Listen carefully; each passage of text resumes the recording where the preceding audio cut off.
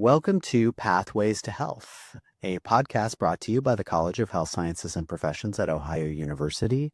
I am Dean John McCarthy. Pathways to Health offers insightful journey into diverse health careers through engaging interviews with alumni and friends.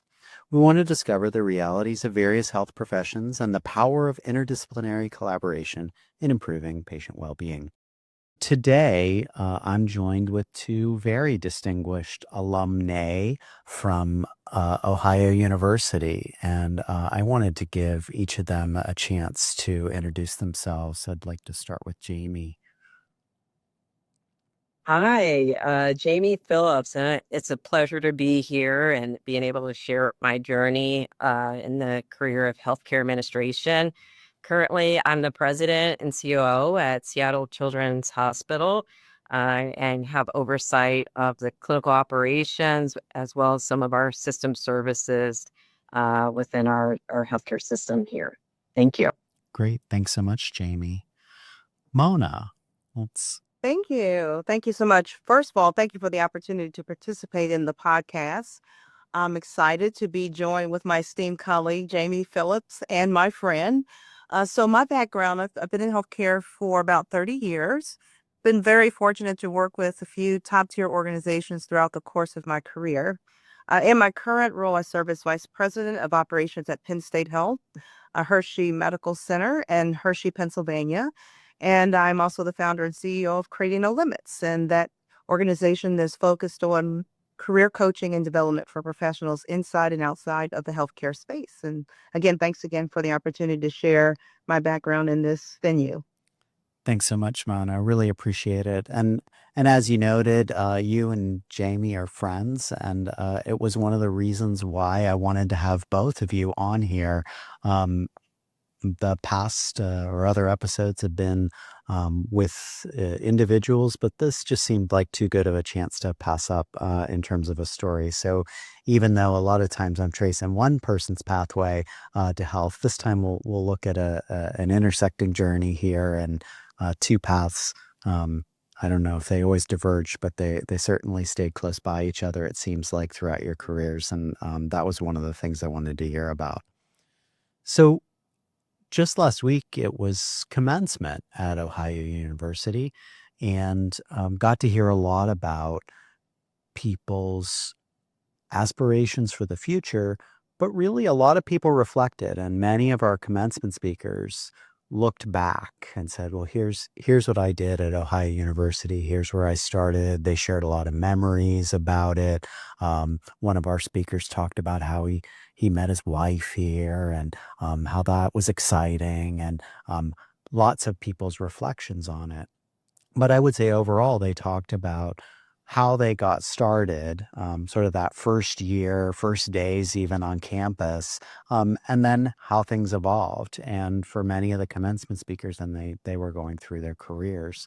And so this isn't your chance to stand up at the convo and address the graduates, but I do think there's a similar kind of idea of I wanted to hear a little bit more about how you got to Ohio University and started, and then really wanting to trace that through to you talked about where you are today.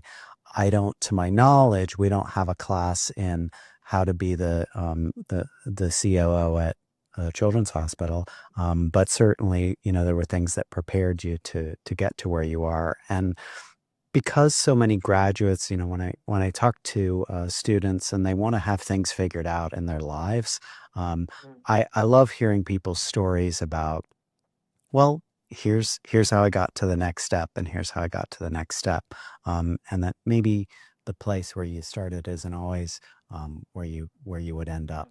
So, can we start a little bit with the first time the two of you met? Was it on Ohio University's campus? That was the first time that you met each other. So maybe we could start there in that initial meeting, and then maybe what some of your initial hopes were at Ohio University. Maybe Mona, you could start. Would love to. So I met Jamie on the West Campus, and we both were in Trudley Hall. And so we met in Trudley Hall. And also, then we started talking just informally about our career aspirations as freshmen on campus. And then we realized that we were pursuing the same career, same major. And so we started taking classes together. And that was deliberate. We teamed up early on to say, hey, how can we support each other throughout this process of looking to be future healthcare leaders, but at least wanted to get through undergraduate school together. Jamie, do you remember what it was like meeting Mona for the first time? Yeah, coming in, I was the first of my family to go to college. And so it was a little bit frightening coming in because I was like, oh, I got to go to college, figure out, I maneuver through the necessary coursework and figuring out what I wanted to be when I grow up. And to be able to connect with people right away, like folks like Mona and her becoming, I mean, we've been friends still of today. It really helped set like a solid support structure for me. So it was invaluable. And to have, her and I be study buddies along the way as we went through, it really helped us be successful because we also had a little competition about our GPAs and making sure we can, stay on the top, academic realm. And so it really I felt it was that fundamental support structure you need when you leave home and you're on your own. So I really felt the value of having that relationship with her. That's great. You both came in through the Health Career Opportunity Program. Is that correct? Yeah. Can you talk a little bit more about how you got connected with that program, and then how that kind of led you to a certain path too? Maybe Jamie, you can start it off this time. Yeah. So originally coming in, as you try to figure out where you want to be one day, um, what was helpful for me, my mine was really focused on physical therapy. Like I wanted to be a physical therapy because I did sports in high school and going through injuries, you have, physical therapists helping you recover and get back. And I was like, I want to do that. Deep down, I feel like my intuition is always to try to help others. So I was just drawn into the healthcare field. What was eye-opening when I got there, a couple things. I was like, oh, it's going to be really hard getting physical therapy because it's very limited. But then I also went to this career session within the school that really opened up my eyes like, oh, there's other possibilities in healthcare. And so I took a couple courses to say, okay, is this, something that, really spikes my interest in pursuing? And then I kind of just when I made a decision, that's what I want to do. I really focused. And I think it really got more ingrained into this is the right field for me when going through the school, setting up internships, which was very instrumental in me saying, okay, where in healthcare did I potentially want to go? So I feel like, where I started and where I ended, the foundational thing is, yes, I'm making a difference with others, and also staying in the healthcare field. So it's been, a great journey for me. Great. Okay. Thank you. Mona, about you. So, how I came into the healthcare industry, Gail Williams, who was on staff at Ohio University and worked in the College of Health Science and Professions, came to my high school and presented majors that future healthcare leaders should consider or could consider in the majors that Ohio University was offering. And I always knew I wanted to be in some type of healthcare space. I wasn't sure if it was going to be direct patient care or on the business side, but I fell in love with healthcare administration. I didn't look back. So I stayed connected with Gail, had an opportunity to come on campus even prior to graduating from high school during a couple of visits. And then the HCOP program, the Health Careers Opportunity Program, afforded me the chance to be on campus the summer before my freshman year and earn 5 credit hours. And I was able to connect with other incoming students majoring in healthcare prior to our freshman year. And I've been, connected to Jamie and others through that program ever since. Wow. So you and Jamie had that summer. So by the time everybody started in the fall, you were already all set to go. Got it. I am interested in talking about that business side. So it sounds like you both came from thinking about it from a health end and then looking at administration. Did you ever go into that other area and saying maybe I'll focus on sort of more business and outside of healthcare? Did your path ever take you that way? Mona, I see your Yeah, I can start off. I would say yes. yeah. So I have an undergraduate from Ohio University in healthcare administration, but a minor in business administration. Mhm. And I felt that was really important to be able to not only just prepare yourself to understand the dynamics of managing a healthcare system or hospital, but in order to do it well, you need to have some business acumen and financial understanding on how to balance your budget, how to plan and forecast, how to strategize, how do you, team up with other organizations within your community to live out your mission. And you do that through very profitable and maybe just important missions to support your community through contractual work. And so the business aspect of it was important to me and part of my journey becoming a healthcare leader and getting a degree in healthcare administration was all wrapped into a business framework. Okay, that makes sense. Yeah. How about you, Jamie? Yeah, very similar to what Mona stated. Have a minor in business administration when I went to get my undergrad in healthcare administration. And, really, as the internships, which I always stress is do the internships because it really helps you figure out what path within healthcare you want to go towards. And it also tells you what you need more classwork in. And so the one element definitely is business. And, also I think the legality of healthcare is so big now. So the opportunity when you got the minor to take some legal courses was great.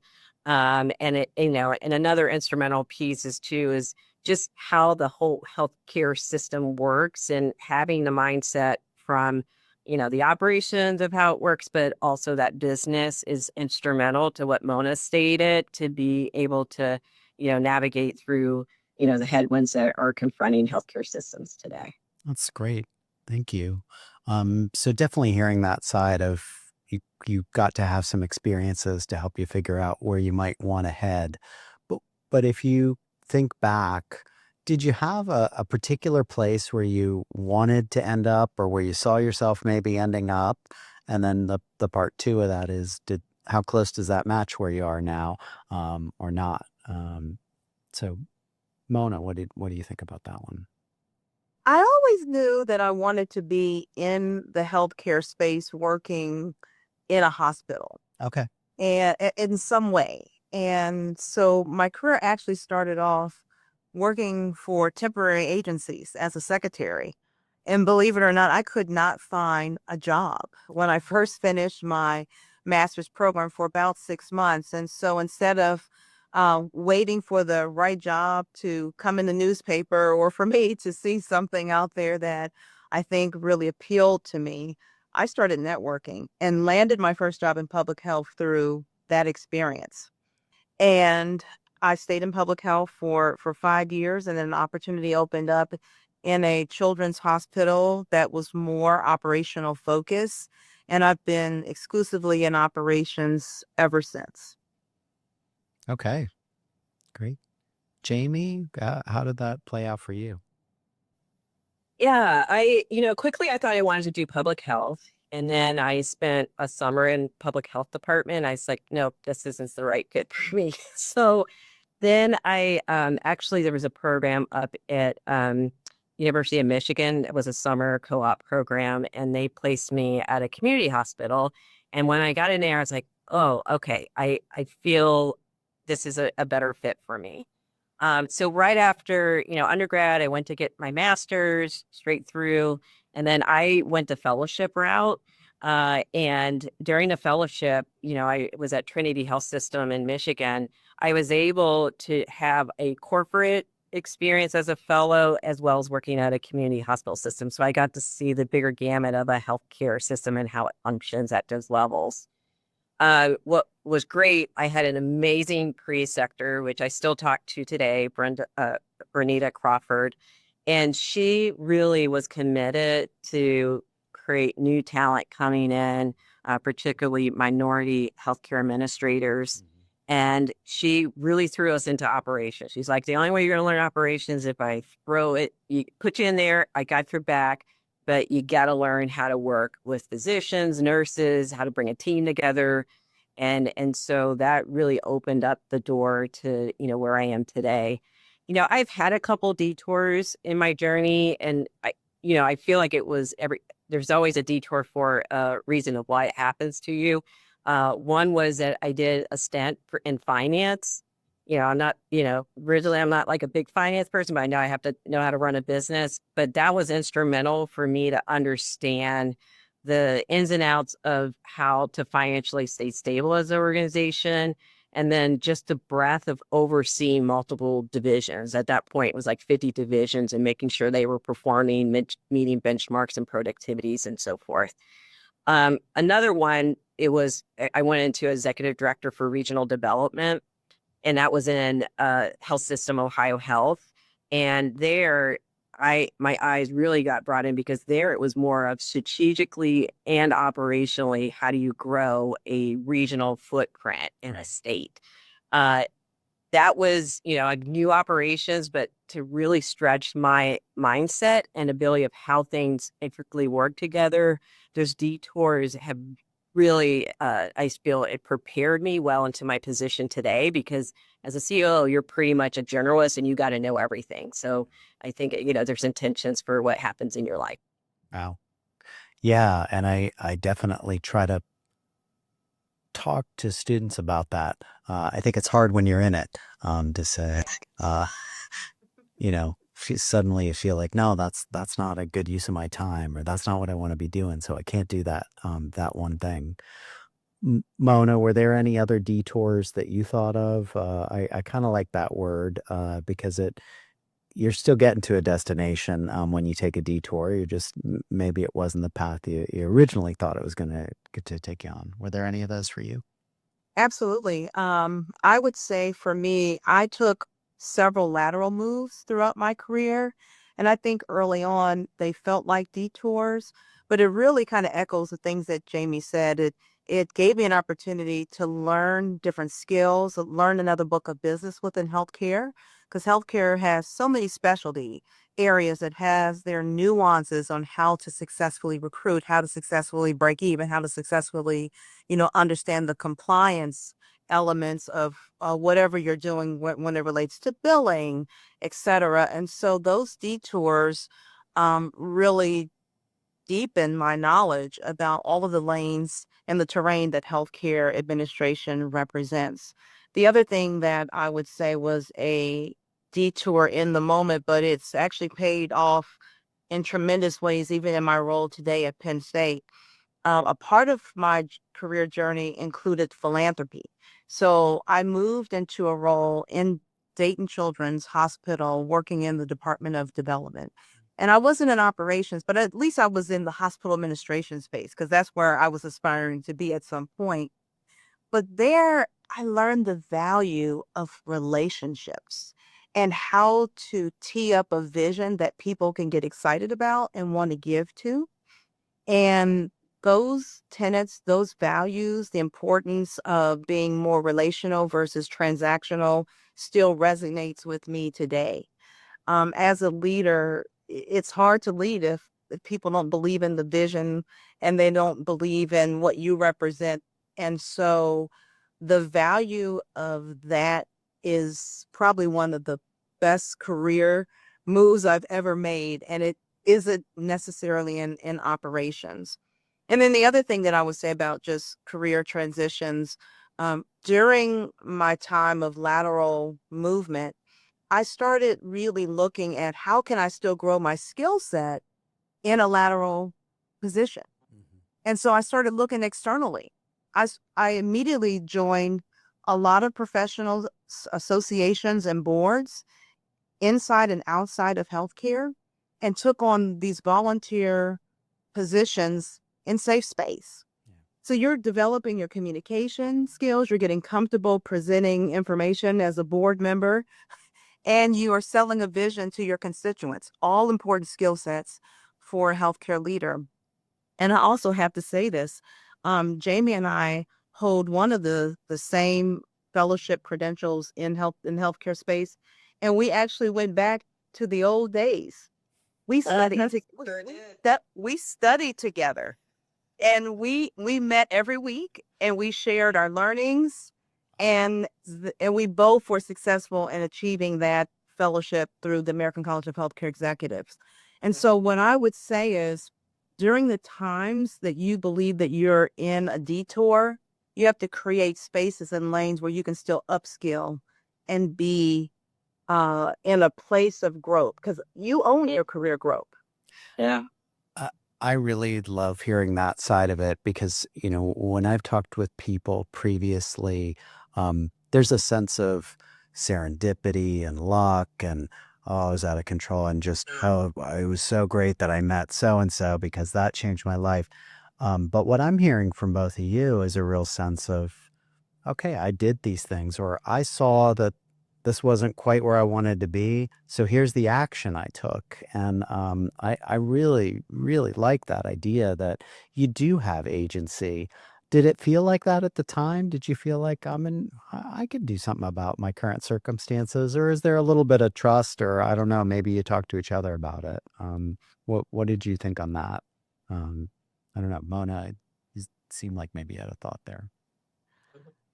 Didn't necessarily have a thought to come to mind immediately, but I do think that in general, you have to own your career, and you need to be able to understand that it is about a network, right? It's beyond just kind of what you know. It's who you know and who knows you. And so being able to learn from people that have already been there or they're in that space, mentorship and sponsorship is so important as it relates to your career development. And I know Jamie and I have shared some of the same mentors throughout our career, but even the sponsorship aspect is important. And that sponsor is someone who will help introduce you to stretch assignments, give you the visibility that you need, whether it's inside your organization or outside your organization. And so just creating those lanes is so critical, that it's not the organization's responsibility to help you grow. It really is your responsibility. Yeah. And having the wherewithal and the know that you need to tap your network and people that not only believe in you, but you believe in yourself. Yeah. Yeah. Jamie. Yeah, no, I definitely, yeah, no, I definitely agree with Mona.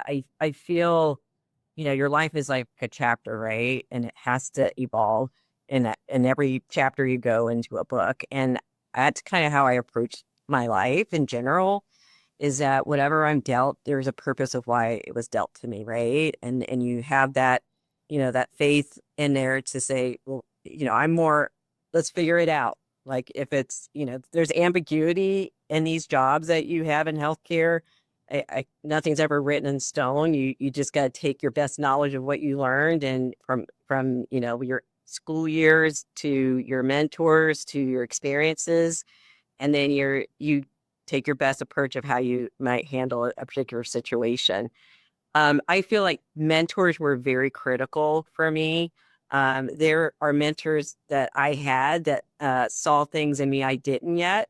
And I remember at one point someone said, "You're going to be a president CEO one day." And at that time I was a director. I'm like, I'm just trying to survive being a director, trying to get to a VP role. And so having people that see it before you do and push you, to Mona's point, with some challenging projects. I've had some great bosses, and it's been a variety of my bosses, people I've worked with at other, peers, that they really invested in me. And I still thank them today, because the things I've learned that was probably 15, 20 years ago, I'm still utilizing today based on something they, provided me. And that I feel is so instrumental about creating that network of mentors in your life. because you need it because these jobs are hard to do, and also it also helps to be able to call a friend or use someone as a sounding board when needed. Yeah. Yeah, that kind of infrastructure sounds really critical. One thing I did wonder though, um, I feel like there's a real resilient kind of mindset from both of you, and I just wondered, were you always like that, or is that is that something that you grew into? Like, where does that come from? Because I don't see that always in everybody, and I just wondered what you thought about that in yourselves. I'm happy to take a stab at that question. It all comes down to how I was raised. Okay. I was raised in a family that really valued not only just family, but faith Hmm. and resilience. And similar to Jamie, my sisters and I were the first in our immediate family to go to college. And so my parents really stress the value of education, but not to give up and to go for what you believe you're capable of doing with the help of your faith values. You can do all things. And so it's kind of hard to not still live in that space today. Wow, that's great. Jamie? Yeah, I think very similar to Mona. I feel like when for my situation, grew up in a blue collar family. So my mom was like a restaurant manager. My dad did roofing, and so I feel like someone it's ingrained in you. Like you got to figure out how to survive and conquer anything that comes in front of you and figure out a path that to where you need to go. So I felt like there was no option but to figure it out. And I think the key piece that I learned as you do that, is that you have that support structure, right? So like when you have a friend like Mona that, if I'm having a hard day or something's going on, I can call and say, hey, can you just be there for me to, my family? That piece helps because, it's not always clear, right? And there's difficult times you encounter in your life but knowing that you have that support structure and the faith there, it knows that, okay, I'm not in this alone. And it might be a little bit of a difficult chapter here, a season, but it's going to get better on the other side. So that's kind of my mentality in life and what Ed really kept in the forefront. Wow, that's great. Thank you. Well, there are two pieces of this podcast. One is about the pathway, and then the second is, how do the pieces fit together? Um, you're in a spot where you may be always trying to see how the pieces fit together, but I was curious how you view your role in the healthcare system. And actually, I was hoping to start with Jamie. I mean, you started out as somebody thinking, oh, maybe I'll be a practitioner. Maybe I'll be that physical therapist who's there, sort of direct service delivery. Um, and now you have a different role within the system. And I just wondered, how do you see yourself as fitting into healthcare service delivery? I really step back because, once you get into, I feel like this president CEO role, you can get very lost in, what's happening within an organization. So I kind of break it down for me as a leader is that I'm a human being caring for other human beings Hmm.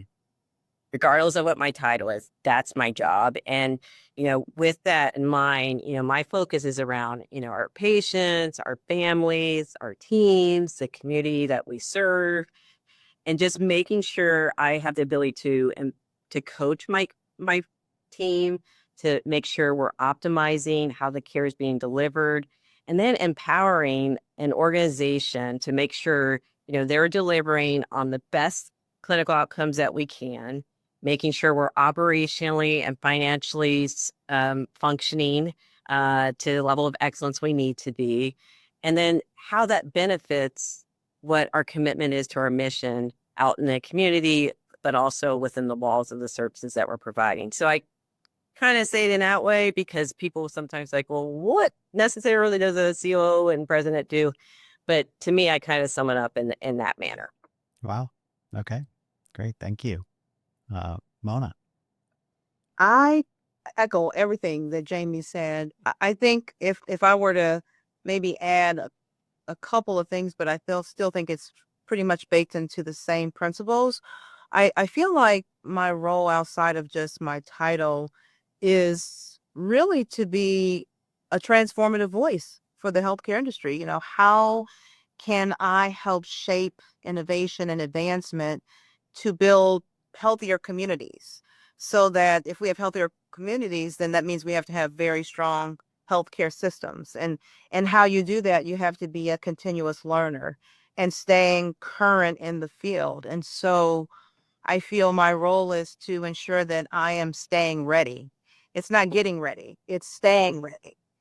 And so, and then I would say the second role that I see myself playing for at least the healthcare industry is being that person that is the prolific people developer, right? So, you know, people poured into me and continue to pour into my career even to this day. So, you know, pay it forward, pay it back, pay it up, down, you know, in Yeah. all directions.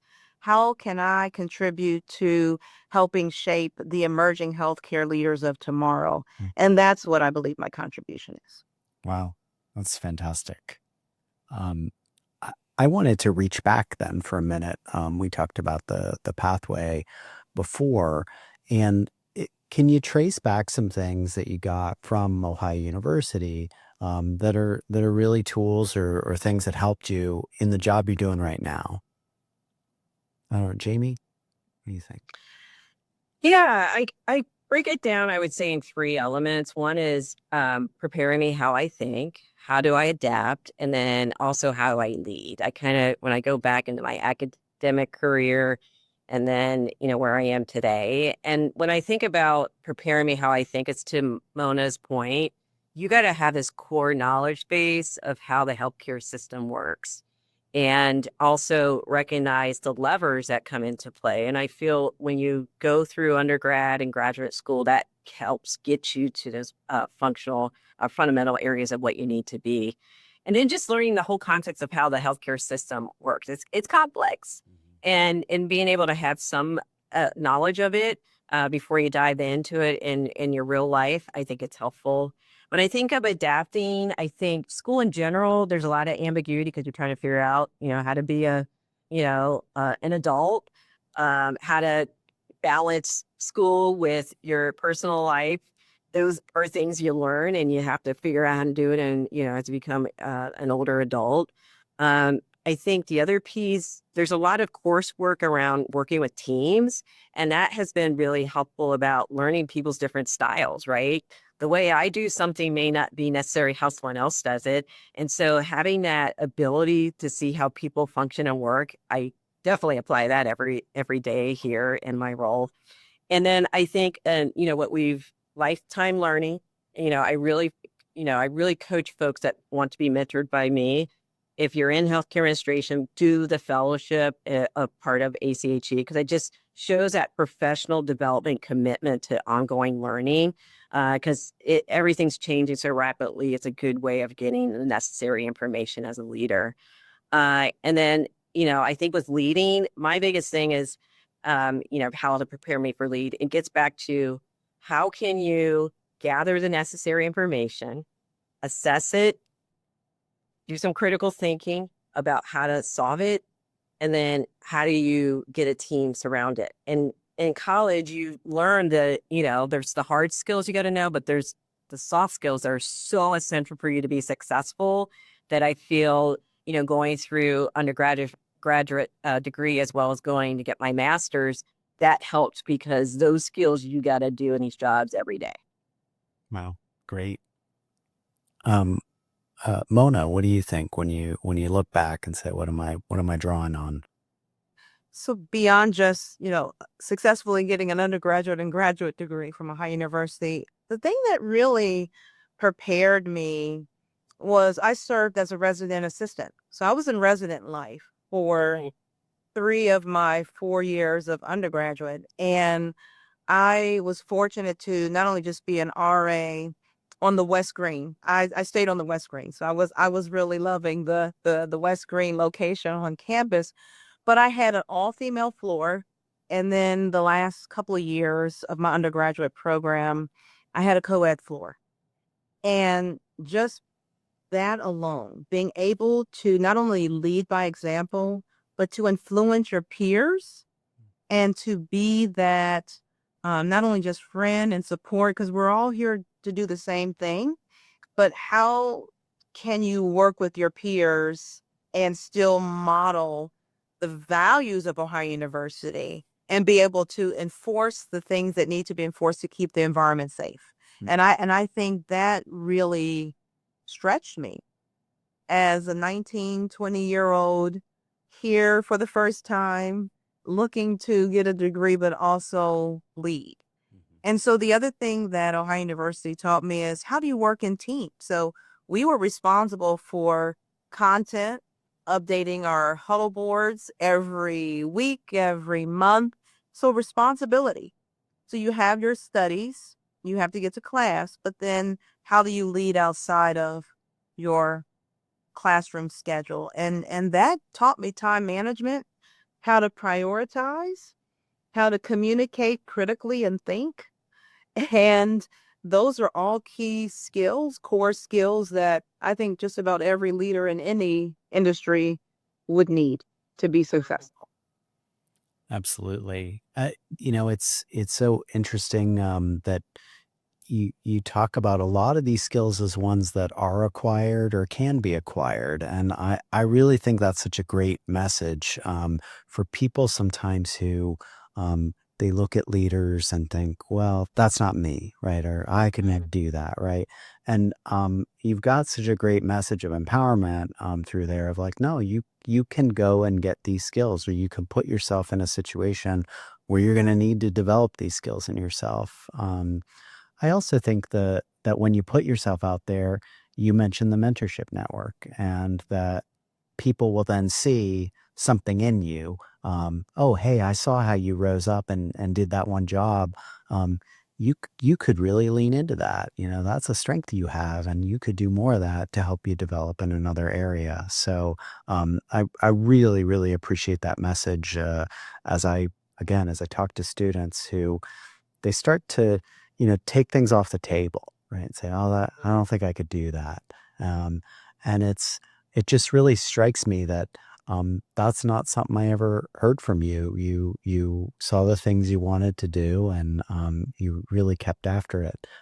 So I do appreciate that. Yeah, if I could just add a little bit on that, I'll give you an example because we have fellows come in and they always sit down and want to know, my path. And the one thing one of the areas I just like in undergrad, I was like, oh, the finances. I don't know. I don't want to be a CPA accountant. But I quickly realized I have to know the finances if I want to be in healthcare administration.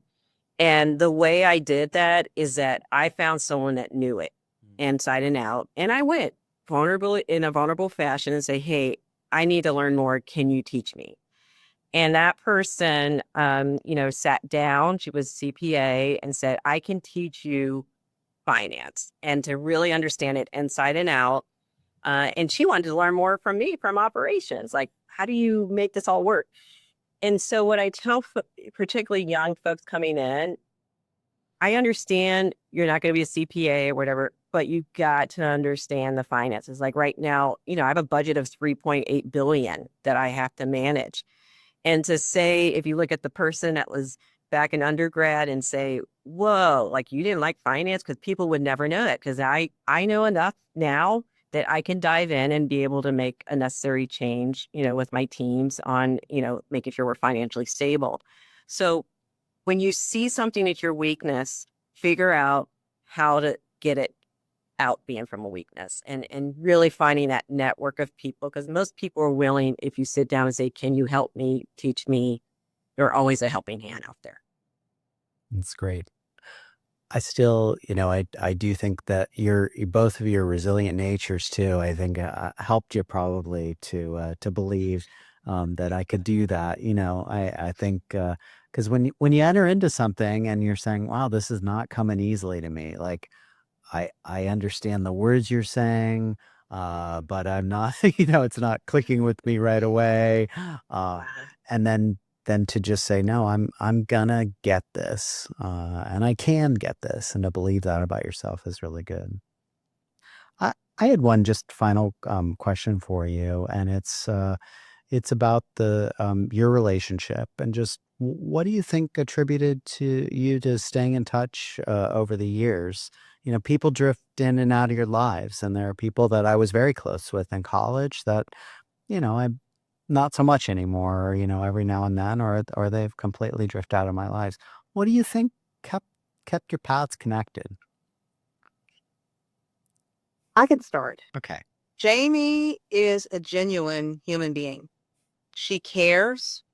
She's honest. She's like a sister and a true sister. And so when you meet authentic people that pour into your life, and they pour into your life in many ways, professionally and personally, and their word is their bond. When they say they're going to do something, they do it. If you have an interest or desire to obtain anything, whether it's, I can ask Jamie anything about life, whether it is professionally or personally, how do you do this? Or what do you think about that? She shares best practices. So Jamie is a leader who is extremely accomplished, but she's also a leader to say, let me just tell you what doesn't work so that you can avoid some of the mistakes I've made, because she genuinely wants to see you win. And so how can you not stay connected to someone of that caliber? And she has a strong faith based. Mm. And Jamie's going to be my friend forever. Wow. Well, high praise. Jamie, what are your thoughts?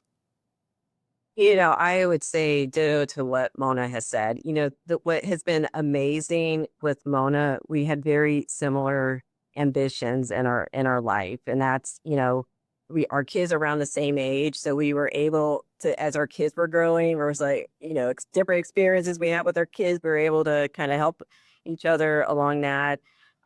We were in the same sorority, Alpha Kappa Alpha, so that really created some ties even stronger during our journeys together. But if anything, it's the person, right? It's hard to find. As you get older, you get to a limit of who is the one that you can always call, regardless of what hour of the day, that will pick up and help talk to you through something. Uh, you know, as I was making my career journeys, I always called Mona. I was like, "Hey, I'm looking at this opportunity. What do you think? I'm hearing this." And to be able to have someone that I trust, because trust is so important in a relationship. And she's always been an anchor in my life, at a personal level as well as professionally. So, I've been truly blessed to have her as a sister. Wow. Wonderful. Um, I love hearing that, and I'm just reflecting. Then you just both happened to end up in Athens, Ohio, at the same time in the same, and then that launched something lifelong that had sounds like major impact on your career direction, or at least the way you thought about it too, and had support from each other. So I love that.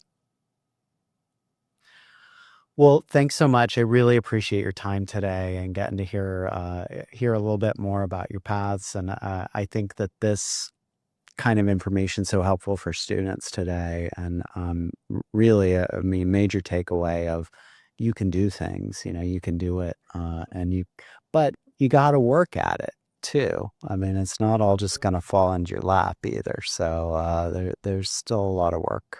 Um, but thank you. I really appreciate it.